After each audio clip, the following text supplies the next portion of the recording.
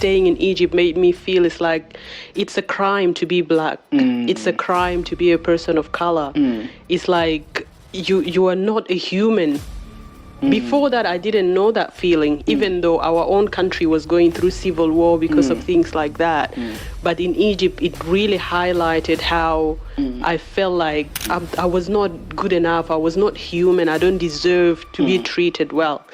Yeah, with especially the treatment that Egyptian people give black and Sudanese people, even till today's day.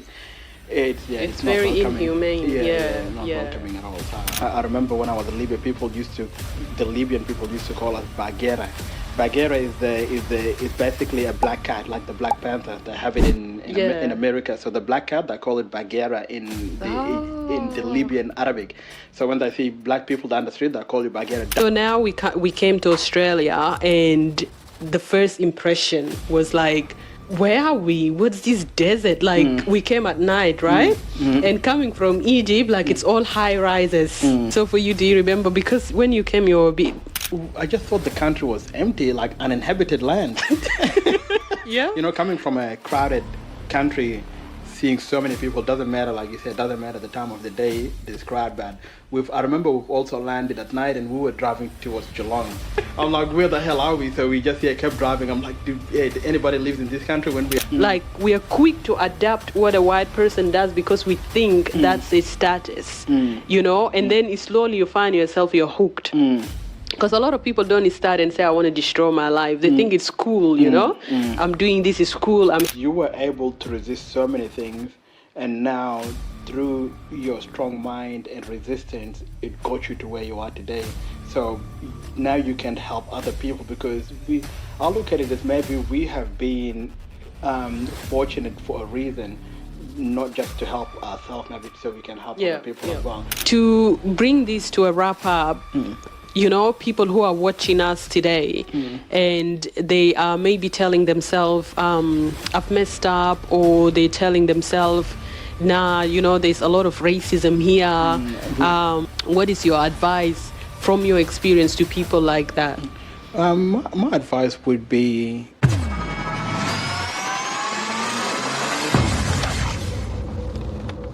Greetings everyone, with you is Victoria from MBLC, and today in the studio will be with us ZUZU from LMTV, and we will be discussing our journey from all the way Africa here to Australia.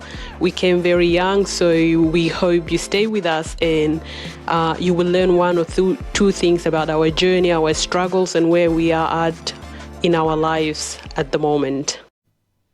Welcome, ZUZU. I'm looking forward to us having a very productive discussion about our journey, you know, from Africa.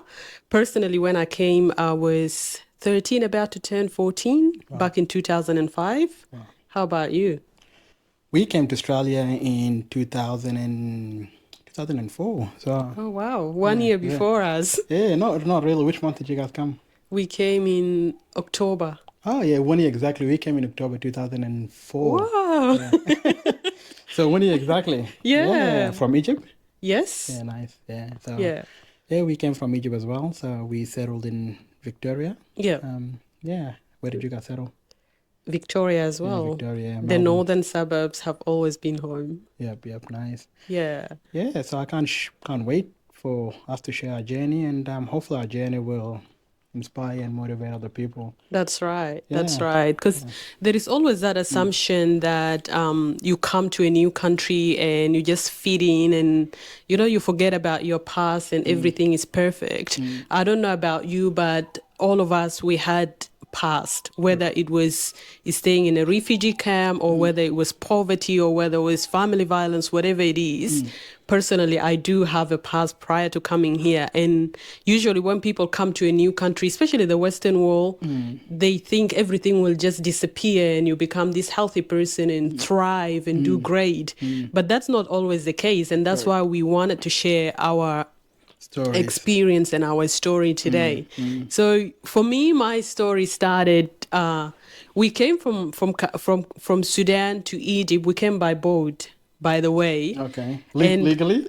Yes, legally.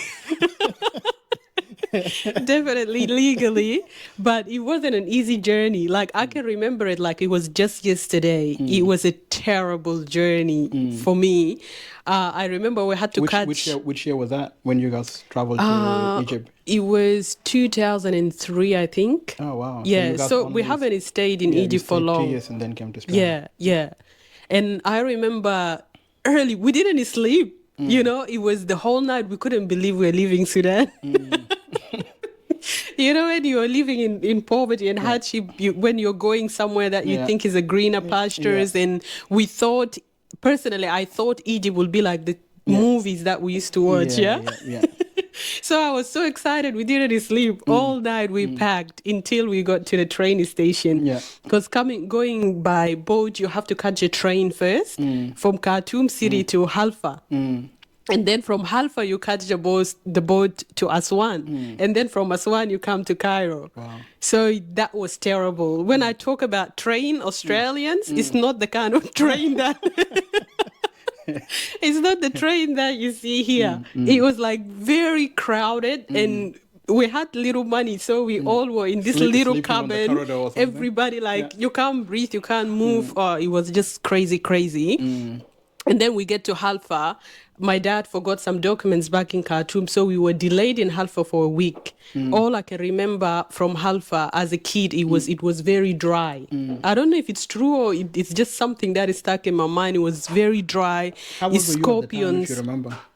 I think I was 11 or 12. Oh wow, yeah. Yeah, scorpions, and people were telling us they will bite you. So I was so scared. I can't wait to get out of there. And then we caught the boat to Egypt, and from Egypt to Aswan. I'm just jumping through the story, but it wasn't easy. We left everything back in Sudan because relatives in Egypt told us, leave everything, because when you come, they already prepared a nice home for you, and the government will give you clothing and everything. So I gave away Yeah. All your stuff, huh? all my stuff, only what I was wearing, Yeah. and it was an African material. The Congo material. And because we were delayed in Halfa, we'll wash it at night, wear it. By the time we got to Egypt, it was so thin. Yeah. So it was the family that were in Egypt that was telling you when you go to Egypt, you're going to be provided with clothing by the Egyptian government. Yeah. So it was the Sudanese who went before us were saying all these lies. So that was our journey from Sudan to Egypt. Yeah. Mine, I would say completely different, because I was born in Sudan, left when I was 1. Oh, wow. Yeah, left when I was 1 and didn't go to Egypt. We went to Libya. I don't remember how we got to Libya. We went to Libya in 1992. So I was only 1 year old. Yeah. So my dad moved to Libya in 1985 before I was born. Yeah. Due to the civil war that was happening. Obviously, I didn't see anybody. Even if I was alive or born during the war, I wouldn't remember. Yeah. Because I was very young. But my dad said at the time, Sudan, there was the civil war between the South and the North. I don't remember it, don't remember seeing it, experiencing it or anything. So my dad moved to Libya for a better life, to see if the country is good or not. Yeah. And when he went to Libya, it was during the ruling of Muammar Gaddafi. Yeah. The country was almost the level of Australia today. Yeah. Libya back then. Yeah. You know, during the presidency of Gaddafi was beautiful. So my dad saw the country beautiful. There was a lot of Sudanese people who were there as well. Yeah, people so that used to inspired migrate even there. until today the Sudanese there. So but it's not as good as it used to be. Yeah. So that inspired my dad to take us to Libya. So yeah, he came in 1992, I believe. Yeah. And I don't remember how we actually traveled, whether it was by road, boat, train. Yeah. But we moved to. I've got 2 siblings who were born in Libya, Oh, but I was born in wow. Sudan. I was very young. So lived in Libya from 92 till 1999. I remember our journey a long from time. It is, about 7 years. Yeah. Till 1999. Then 1999. That's when we moved to Egypt. Wow. But, yeah. So I don't remember how old I would have been at that time. 99. It would have been about 8 or 9. Yeah. Yeah. So, but I do remember the journey traveling through the desert from Libya to Egypt. Oh, we wow. went by a bus, but the bus was luxury. It was a luxury travel. Yeah. Libya had very good services, transportation services. all of that kind of stuff back in the days. Yeah. So I've actually went back in time today. Their country went completely back. But so yeah, so that was my journey from Sudan to Libya, 1992. Don't remember how we got there. Yeah. Probably should ask my dad. I don't think we were wealthy enough to catch a flight, so I'm pretty sure it would have been by road. Flying was a luxurious thing, you know? So I don't think it would have been by road. So I mean by plane. I'm very sure it would have been by road. Just don't remember the journey. Yeah. So yeah, I went to school in Libya. It was mostly Muslim schools because I don't know if they had Christian schools. Yeah. So even growing up, I was, it studied a little bit of Quran as well. Yeah. That was I don't remember if it was primary school or something. It was just part of the subject. Yeah. And, you're just in class and you just read whatever. You're young and I can't say this is Quran, this is good, this is bad. Just We're like very in young. cartoon, it was similar. So whatever was given to us in school, we're just reading that. Yeah. So I did read a little bit of Quran, but that was probably around about 8, 9 I was. And then I moved to Egypt in 1999. Yeah. The journey was by road. It was a very luxury coach. Wow, lucky bus. you. So that trip was luxury. It took us, I think, overnight to get to Egypt. Went to Catholic school in Egypt, and you know what Egypt is like. We all lived in there, and it's not, especially towards black people. They're not that welcoming and friendly.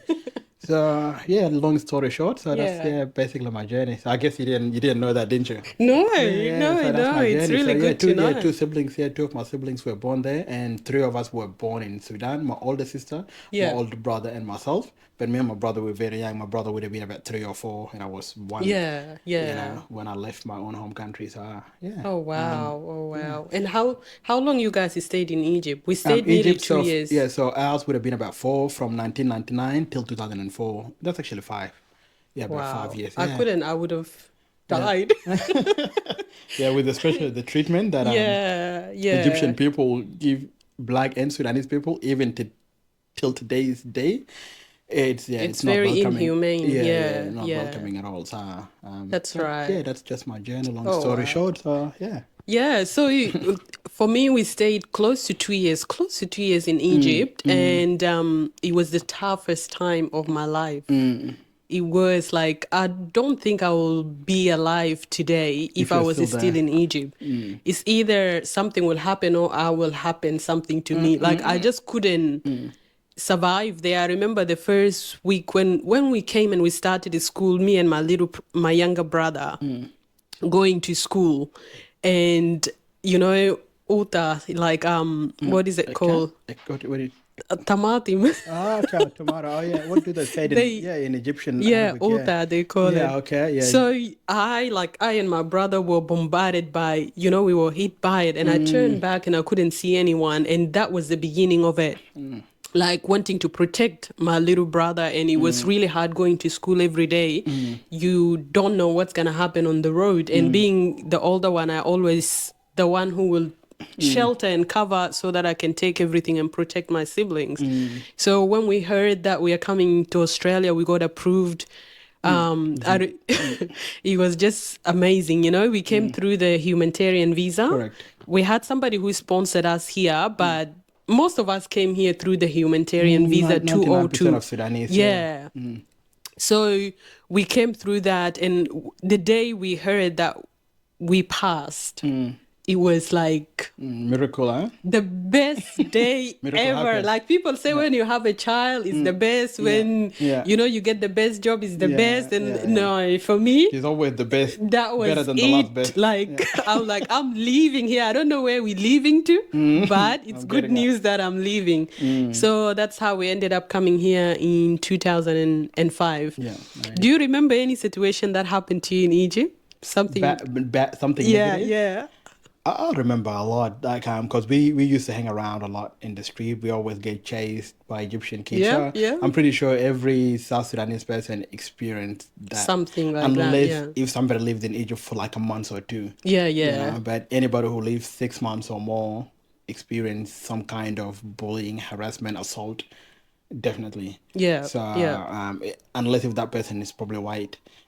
Exactly. Yeah. Or if they live like in the luxurious Yeah, areas, areas, yeah. you But know? for us who just didn't have the luxury, Yeah, yeah, we just ordinary citizens. Yeah, that's I right. remember a lot. Yeah. That's right. And I So, think one of the things that staying in Egypt made me feel is like it's a crime to be black. It's a mm, crime to be a person of color. mm, It's like you are not a human. mm, Before that I didn't know that feeling, mm, even though our own country was going through civil war because of mm, things like that. mm, But in Egypt it really highlighted how mm, I felt like mm, I was not good enough. I was not human. I don't deserve to be mm. treated well. You see, that's the experience that a lot of Sudanese who lived in Libya during the time of Gaddafi never experienced it. Maybe verbal, like disrespect and just bullying, verbal bullying, but nothing physical. Yeah. When I remember when I was in Libya, the Libyan people used to call us Bagheera. Bagheera is basically a black cat, like the Black Panther. They have it in Yeah. America. So the black cat, they call it Bagheera in the Oh. Libyan Arabic. So when they see black people down the street, they call you Bagheera. That's the worst that we've experienced. Oh, It doesn't wow. get any worse than that. Like Yeah. people calling you Bagheera means you're a black cat. Yeah. In Australia, sometimes people call it black dogs.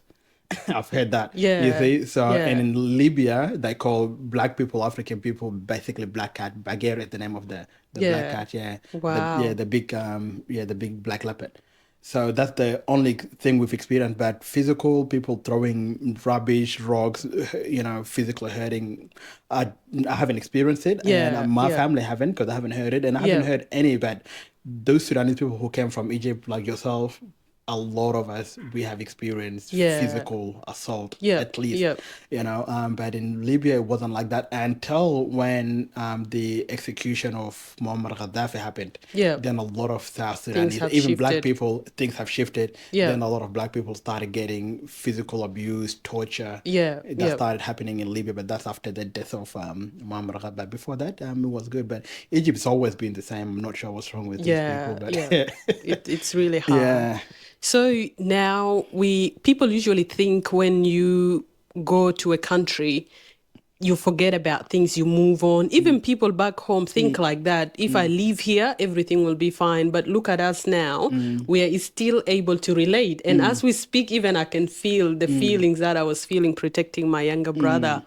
So now we came to Australia, and the first impression was like, where are we? What's this desert? Like we came at night, right? And coming from Egypt, like it's all high rises, all apartments. You're all connected. There's someone always shouting. There's Yeah. someone always doing 24 hours. Egypt is alive. Correct. So we come and everything was so quiet. And then I was excited to come. And then now I'm like, ooh, this is where they say the kangaroos will bash you. You've been watching too many Australian movies from Egypt, huh? You will Yeah. be in trouble and a lot of things that were scary. Even the way, yeah, like during the orientation, they spoke about the indigenous people and all that. I was so scared. I'm like, where are we here? So that was my first impression coming here. Yeah. So for you, do you remember? Because when you came, you were a bit older. I just thought the country was empty, like uninhabited land. Yeah. Coming from a crowded country, seeing so many people, doesn't matter, like you said, doesn't matter the time of the day described, but I remember we've also landed at night and we were driving towards Geelong. Oh, I'm wow. like, and that's even more empty. Yeah, yeah. Even during the day it's empty. Yeah. I'm like, where the hell are we? So we just kept driving. I'm like, did anybody lives in this country? When we arrived in Geelong, we stayed one night in Geelong. Yeah. And yeah, we just super quiet. The next day we woke up, I went outside and I'm like, this country is super empty. Yeah. But this is how people live here in Australia. That's right. Like even outside of your house, if you open the windows now, it's Quiet. It's pretty quiet. Yeah, So, yeah. but coming from a country that's crowded and it's always alive, it's a kind of a culture shock. It's like, Yeah. it's just different. Yeah. Yeah. So I found it weird. Even until today, but kind of got used to it after a while. But the first few years, I found it boring, and we went all the way to Warrnambool countryside. Yeah. You know, one night in Geelong, then we went to Warrnambool, and Warrnambool's population, even now, it's very small It's population. smaller, yeah. Yeah. So it was very boring, but then we humans, we adapt, you know, to That's whatever right. environment that we go to, you know, so kind of just got used to it over time. So I'm used to it now. In fact, I prefer the quieter areas, Yeah. you know, so the life, you know, the crowd of Egypt today, I don't even know if I would want to be in that kind of crowd. I've visited few times, no way. Yeah, that's what No. I mean. So we're kind of used to this, yeah. So Yeah. certain things we can get used to, but probably not everything. That's right. Yeah. That's right. There's still so many things that we miss about Africa, even though we left young. When you came, did you know how to speak English personally? No, to be honest, no. So yeah, it was funny because they put me. I'm not sure about the people who came to Melbourne. Yeah. A lot of South Sudanese went to language school to learn English, and in language school you have people from different backgrounds as well who don't know. Yeah. But they put me straight into high school with other people. Yeah. You know, and I had no idea what to say, like fish out of the water. Yeah. People are asking me, when did you come to Australia? But the word when in Arabic, it's like It's where. where. Yeah. So I'm like, so I thought they were telling me when. I'm like, where did you come from? Yeah. I'm like, oh, Egypt. They're like, when? I'm like, why are you asking me when? And I just answered. I'm like, Egypt. And I got frustrated. And then later I found out the word when, it means It's like a time. different Like, meaning. different meaning. I thought that like it's a German when. Yeah. Like when did you come? I'm like, when I came from Egypt. Yeah. I keep telling them The that. same word, the different same way. meanings. But yeah, they're like, this guy doesn't want to answer it. But yeah. Yeah. My English literacy was basically 0%. Yeah. Yeah. So I wasn't as lucky as those people who came to straight to Melbourne. They had to go to language school. But for me, I was just chucked directly into year 7. Oh, wow. Yeah, put me into year 7, started at the end of year 7, and it wasn't very easy at all. Yeah. Yeah, it was a struggle. For me, I had a similar start. So before we came here, I went to African Home in Egypt, and we started to learn the basics. Like, So you had better knowledge than me. a little than bit. me, that's what I mean. Yeah. So when we came here, again, I was put in high school, I think grade 8. Okay. And I'm like, what are these people talking about? Like, Speaking all I Chinese, can okay. see is just the mouth of people moving moving. so fast. And I'm like, by the time I'm trying to process, the day is finished. Yeah. We The are subject already is over. leaving, you know? And I'm like, no, I can't do this. They really wanted to keep me there, but we had the chance to go to a language school. Language school was far, so they wanted just to put us directly into high school. My other siblings were young, like 3 and, you know.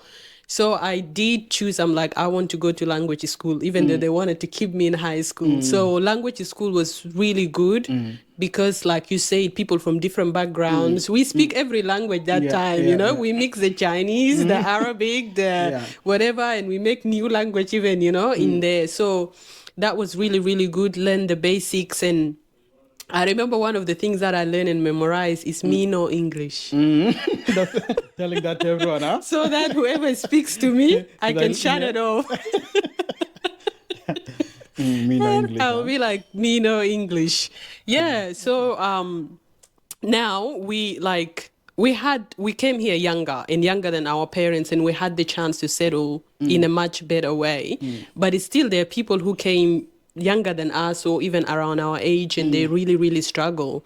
I think the narrative out there is always the negative stories of settlement, but we here, and I know so many people who are the positive stories of settlement, and that's why we wanted to share our experience also with everybody who's watching. You are Sudanese, I'm Sudanese. We are not all, you know, like what the media is always projecting. Correct. We have lawyers, we have doctors, we have lecturers and professors. I know a lot of people who are doing really well here. So, and I think part of what helps us to do well is some of foundation. I don't know about you, but my relatives that I came and stayed with, there was a basketball program that was happening, and my cousins were really engaged in that basketball program, and they had mentors, you know. At the time, they were excellent mentors with what they knew. You know, now I know a lot much better, and if I mentor somebody, I'll do much better because of what I've learned. But at the time, they were really good. They were inspiring us, encouraging us. to do positive. Even when our parents didn't have driver's license, they will take us to places. I got to see a lot of areas interstate through basketball. And for me, that was a very positive thing that anchored me to seek the right way, because it was in school, basketball, sometimes dancing. That's all. And at the time, I think the challenges that young people go through was different. I don't know what you think, but I think it was different. For us, it was dancing competitions. There was lower rates of people abusing substances like hard drugs and back stuff. then, yeah? Back then, we wouldn't hear much of that. Correct. Like the hardest substances was alcohol. Correct. You know? Yeah. So I don't know about your experience, but for me, that basketball and the mentors I had through that, until today I talk to them, they were great and they influenced me in a lot of positive ways. I think for me, living in countryside, that also helped me a lot, because I never, from 2004 until I would say 2009, that's when I started to come to Melbourne. So that's what, 5 years. Oh, wow. You see, so until 2009. Oh, I started 2008 the first time, but it was briefly coming to Melbourne in 12 months, like just twice or something. Yeah. But started coming frequently 2009. That's when I got my driver's license. 2009, so I started traveling to Melbourne frequently. But so yeah, I did really associate myself with a lot of Sudanese. In Warrnambool, there was only one guy, and I was actually talking to him when I was coming here. Wow. He's still living in Warrnambool. Yeah. And me and him, we kind of have similar mindset in terms of a lot of things to do with life and society and how people should, I used to tell a lot of people in Warrnambool, a lot of Australian people, when at school, they'll be like, oh, this party, come over for a drink. Yeah. And I used to tell people, alcohol is not part of our culture. Yeah. That's what I'm like, I don't drink and it's not part of our culture. Yeah. And people used to be surprised. It's like, you 16, 17, you don't drink. Other people start drinking probably 14 with family, 15 or something. Yeah. 16, they drink alone. Yeah. Probably it's just that they can't buy it, but I know that they start drinking at that age. It's just that they can't go to buy it. Yeah. So I used to tell people alcohol is not something that's part of our culture, and never wanted to, because I always ask them back, like, what do you gain out of this kind of So I've just kind of distanced myself. It's I don't know. I guess maybe I've had a strong mind to be able to resist this kind of lifestyle. Yeah. Not everybody, and I know a lot of people. They get invited. I come over for drinks straight away. They get hooked into it. But for me, I was able to resist. I'm like, this is not our culture, until later, 2009, 10, 11. This is when I started coming to Melbourne a lot, and I started seeing a lot of South Sudanese drinking alcohol and other substances, consuming other substances. And I'm like, I used to say to people, that's not part of our culture, but it looks like it's more of our culture now, more than the people who introduced it to us. That's right. Like, we got hooked into it more than them. Yeah. They don't even consume it 7 days a week. Yeah. Like, there's time for when they will start consuming this. But I've noticed our people now, the way they consume alcohol, the way they got hooked into it, it's more than the people who hand it to them. Or it's more than where they learned it from. It never used to be something part of our culture. Like, I know people, South Sudanese, you'll probably agree to that. Like, women and men, probably age of 4, like men probably start from 40s, women start, like grandmothers will start drinking 50s and over. They'll start drinking. And not even just hard at home. alcohol. Not even It's hard like, alcohol, just something to kick back with at home. Not going to just get a lot of bottles and stuff. So that's never been part of our culture. So, but I guess, just living in Warrnambool, away from the crowd, kind of, being far away from everybody, it helped a lot. And I was also able to resist when the other people ask me come over for a drink or whatever, even though they don't mean anything. It's just a gathering and hanging out and whatever. Even at some school event, it's like, I just used to say, that's not my culture. I'm not. And that's something that I say until today. I even said on my other videos as well.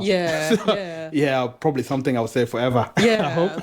I totally agree with you. And a lot of people don't know, like, they will just judge you from what they see right now. But even this country, a lot of things that now we see even indigenous people are going through, it was introduced. You know, it was introduced. It wasn't something that was part of their culture. And I remember back home, if a young person is drinking, they will be hiding. It smokes and all that. It will be hidden, you know, until the day you get caught and you will see. Just a brief explanation. The way I've done a bit of indigenous study, and some of them, the way they introduced it to them is like, you come to work and I'm not going to pay you money. Obviously, that was during the colonization and oppression. Yeah. Like, you're not going to get paid money. How about I give you alcohol? It's better than zero, better than getting nothing, you see. So they used to pay them with alcohol. It was a form of payment, you see, to get them drunk and not know what's going on. Yeah. So alcohol was a form of payment, and that's how it was introduced to a lot of, Australia have different Aboriginal, but in the Northern Territory was introduced in the form of payment. Yeah, But now yeah. the Australian government is trying to take away that from them, but they're struggling. It's a mess that they have caused. But anyway, that's a different subject. But Yeah. yeah. So yeah, it was. But us South Sudanese people, it's I don't know, we are just very easy to be influenced, I think. Yeah, so nobody, it was, I don't think it was forced on us. Yeah. With the Aboriginal people, it was forced on them. It's like, you get nothing or you get a bottle of alcohol or slap, you go and get drunk with your Yeah, family. yeah. But to us, we kind of just followed that direction without any kind of force. And I think it's different kind of force, like white privilege, you know, like a lot of our people, if you bring a white person and a black person, the white person will always be valued more than the black person. In a lot of situation and circumstances, it's like this person is a problem solver, this person is wealthy, this person, like a white person who is broke can go back overseas and everybody will treat them like king. Correct. You know.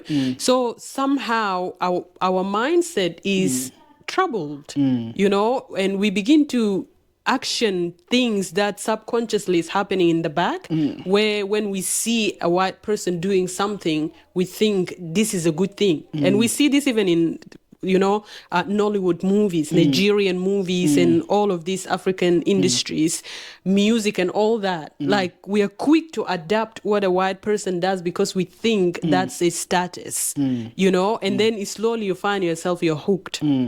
Because a lot of people don't start and say, I want to destroy my life. They think it's cool, you know? I'm doing this, is cool. I'm hanging around with white people. I'm assimilating. I am becoming civilized. And then you end up finding yourself in situations like that.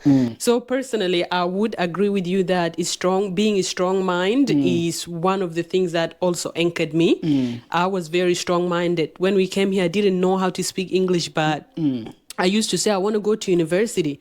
I want to study. Even at that time, I didn't know what I really wanted, you know, but I knew what I want. And people from the community sometimes will tell me, we came here long ago, our kids, they didn't finish uni. What are you talking about? Like, you know, I said, no, I will do it. I was different.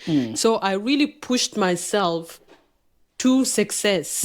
I pushed myself to see myself achieving the things that I wanted, but I didn't know what they were really. And I think a lot of people, I don't know what you think about this, but a lot of young people also, we don't have the positive, you know, examples to look up to. Or 100%. a lot of our people didn't reach to places so that they can push us. Like now I can push my kids. Correct. And I know they will get there, whether there's racism or whatever, they can still get there. 100%. Yeah. Yeah, I agree 100%. And those people, for example, like yourself, because not everybody had the what should I call it? Because you were able to resist so many things, and now through your strong mind and resistance, it got you to where you are today. So now you can help other people, because I look at it as maybe we have been fortunate for a reason, not just to help ourselves, maybe so we can help Yeah, other people yeah. as well. Because when we, growing up, like you said, we didn't have anybody to look up to. You see, there was nobody, and now, even until now, there's nobody. Yeah. But there is you and me and a few people, right? Yeah. So hopefully, we can inspire other people, because the way I look at it is, when you become successful in terms of education, in terms of finances, in terms of so many things, maybe you have been put in, maybe you were chosen to be put in that. Yeah. That's how I look at it. And just because you are in that position, maybe you are not there for yourself. Always. Yep. Right? Yep. Maybe you are there, your kids, your grandkids, your friends, and even Community and community, even people beyond. and Yeah. beyond, even Yeah. people that doesn't have to be family, people that Yeah. you don't Yeah. even know, could even be white people, Yeah. who are also struggling like us. Yeah. So Yeah. they just don't have the role model, the person to look up to, Yeah. because a lot of people don't have that. And that's why a lot of us failed. Only the ones with a strong mind did not fail. Yeah. And those people who had the strong mind, they are the minority. Yeah.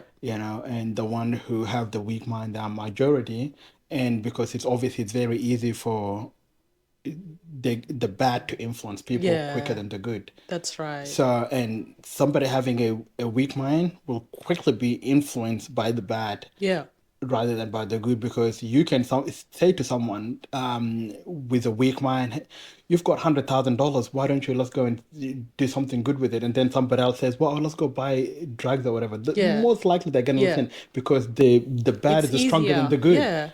It's Yeah. easier for them to be influenced toward the negative than for you to influence them. Yeah. Especially when they unless if they have a very strong mind like yourself, and Yeah. not everybody have that. That's right. So yeah, but hopefully, now that we are where we are today, we can influence other people.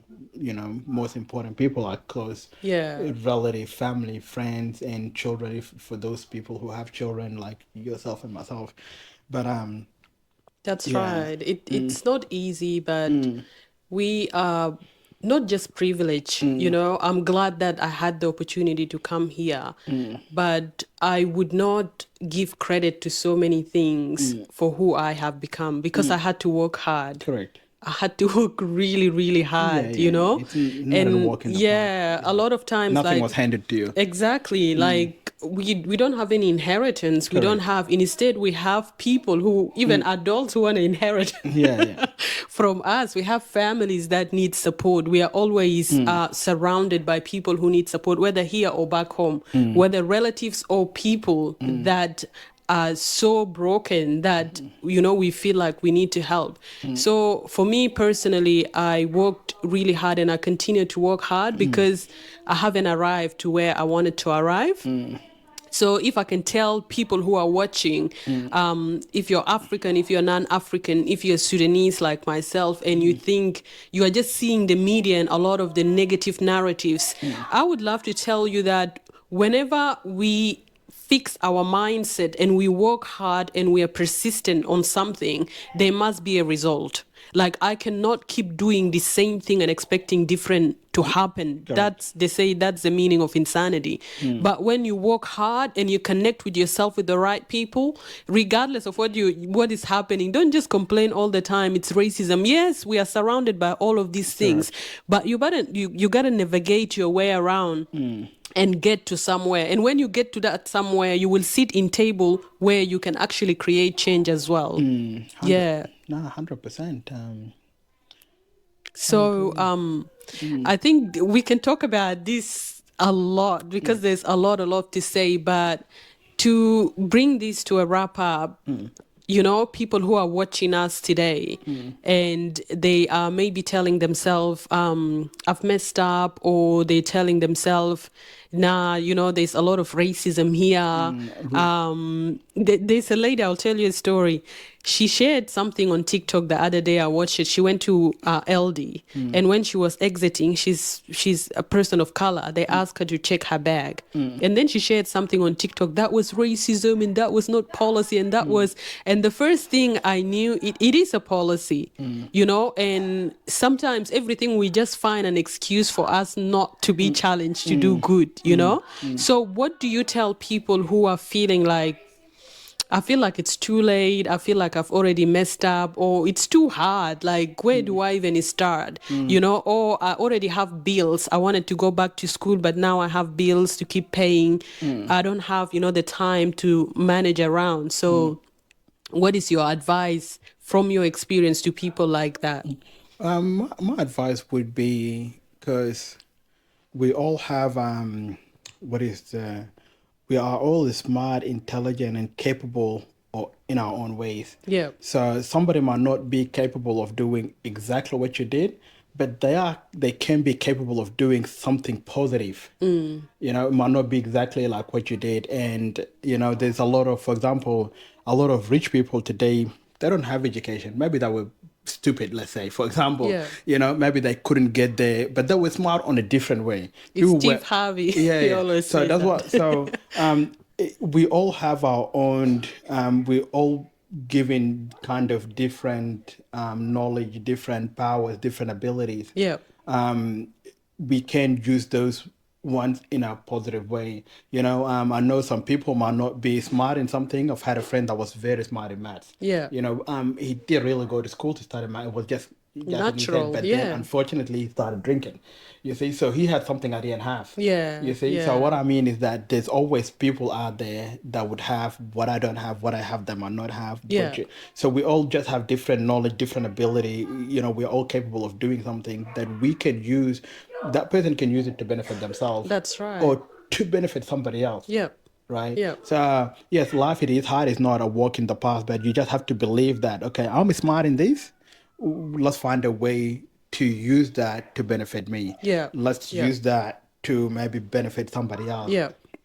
Yeah, that's basically the message that I can give, because I do believe, even I look at my sister today and my little brother, what they can do. I'm surprised, like, you didn't go to school to learn all Yeah. these things. You know, my Yeah. little brother wants to start a course teaching people how to make money online, and I might even interview I'll be him the on my thing. first one to join Yeah, that a lot class. of family members like, we need your little brother, but where he learned it, I'm not sure, but he's gonna be starting a course Yeah. to teach people. So what I'm saying is, you see, that's a knowledge that I'm not sure how he was just smart to learn that. But if Yeah. he's sitting Yeah. on the computer for probably 5 years, my brain might not be smart enough to get that. Yeah. You see what I Yeah. mean? Yeah. So he's smart in something that I can't be smart Yeah. in, Yeah. and I'm smart in something that he finds it's like, ZUZU, you're so How do smart. you How do do you do that? that? But Yeah. I'm like, Yeah. how do you do that? Yeah. You see? Yeah. So what I'm trying to say, we are all have something that somebody else doesn't have. That's We're right. not exactly the same in terms of knowledge. Yeah. You say you might be super smart in history, in math, in science, in like my brother's doing. It's not cryptocurrency. It's called I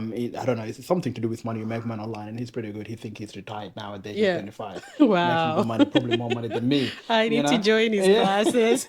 So and so I've seen a lot of South Sudanese people, some people who have wasted the knowledge that they have, because they Yeah. just thought, oh, Australia is a racist country, can't do this, and I'm just gonna start drinking and just Waste my life waste off. my life. Yeah. And some people actually who graduated with master degrees, and they just drink until Yeah. they end up going to. It's like, dude, you're so smart. Yeah. You know, you're very smart. Like, you could have used that to benefit you and a lot of people. Yeah. You know, even I would like to meet smart people who know something that I don't know. That's You right. see, Yeah. I will benefit from them. Yeah. Even over the phone, I would love to talk to them. Yeah, You yeah, see, yeah. so because I can see myself as smart, but they're gonna be smart in something I don't know. So knowledge it's not bad. If I learn Yeah. a little bit from Victoria, learn a little bit from this person, it's not bad having knowledge. So in Australia these days, you can do online courses. It's something that you can start. It's not Yeah. impossible. If you believe you can do something, I'm 100% sure you can There's do a it. lot of means Yeah, to do you will it. Yeah. definitely do it if you believe you can do it. If you believe you can't, then you won't be able to Then do you it. will attract. Yeah, You yeah. know, the law of Yeah, attraction. yeah. You will attract Yeah. what you believe in, Exactly. definitely. So Yeah. that's yeah. That's Thank all I can say. you. Yeah. Thank you so much. And thank you, everybody, for being with us. We hope you've learned something. And we hope you have a story to share as well, because your story could be an inspiring story for somebody. A lot of people know you through what you do. A lot of people know your success stories. They know my success stories, and that's it. And that's what they're admiring. But they don't know in the background the hard work where we came from. So if you're doing well, please be an inspiration to other people by speaking. Choose some young people to mentor. Give back to your community in a way or another, and we will keep improving and getting better. And never think that failing is the end of things. Failure is a chance to begin again and to do it much better. Thank you so much for watching. Yeah, I've got nothing else to say. Thank you. Um, I was just gonna say you didn't mention your channel.